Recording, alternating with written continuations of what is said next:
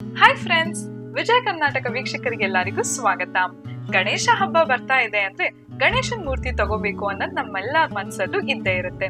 So ಇವತ್ತು ನಾವು ಗಣೇಶನ ಮನೇಲೇನೆ ಎಕೋ ಫ್ರೆಂಡ್ಲಿ ಆಗಿ ಹೇಗ್ ಮಾಡ್ಕೊಬಹುದು ಅಂತ ನೋಡೋಣ. ಅರಿಶಿನ, ಅಕ್ಕಿ ಹಿಟ್ಟು ಒಂದೇ ಸಮ ತಗೊಬೇಕು. 1 ಕಪ್ ಅಷ್ಟು ಹಾಕೊಂಡಿದೀನಿ. ಈ ಮೂರನ್ನು ಮಿಕ್ಸ್ ಆದ್ಮೇಲೆ ಬರೀ ನೀರನ್ನ ಸ್ವಲ್ಪ ಸ್ವಲ್ಪ ಹಾಕೊಂಡು ಮಿಕ್ಸ್ ಮಾಡ್ಕೊಳ್ಳಿ.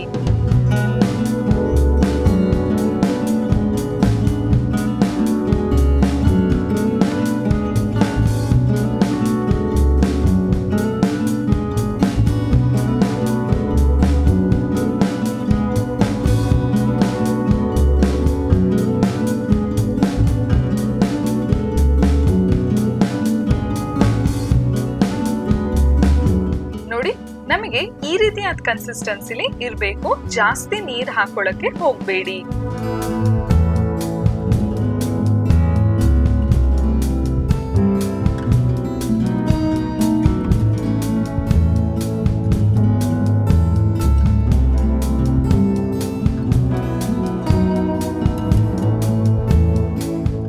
ಇವಾಗ ಒಂದ್ ತಟ್ಟೆ ತಗೊಳ್ಳಿ.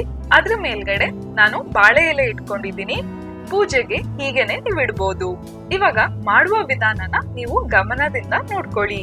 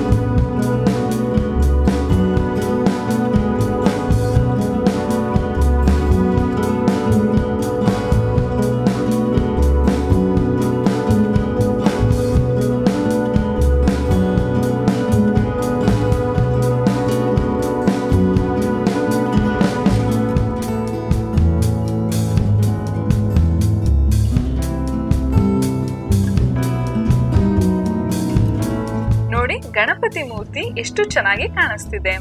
ಇದನ್ನ ಇನ್ನೂ ಅಟ್ರಾಕ್ಟಿವ್ ಆಗಿ ಕಾಣಿಸ್ಕೊಳ್ಳೋದಕ್ಕೆ ಪೇಂಟ್ ಅಲ್ಲಿ ಅಲಂಕರಿಸೋಣ.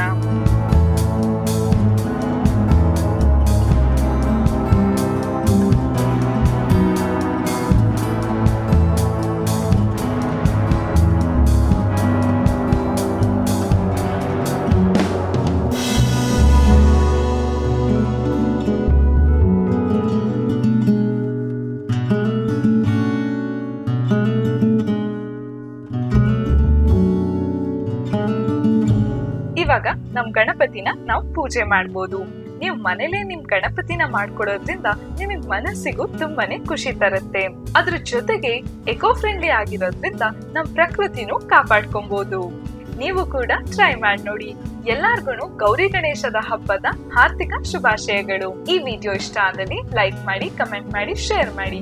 ಇನ್ನು ವಿಜಯ ಕರ್ನಾಟಕ ಚಾನೆಲ್ ನ ಸಬ್ಸ್ಕ್ರೈಬ್ ಮಾಡಿಲ್ಲ ಅಂದ್ರೆ ಸಬ್ಸ್ಕ್ರೈಬ್ ಮಾಡೋದಕ್ಕೆ ಮರಿಬೇಡಿ.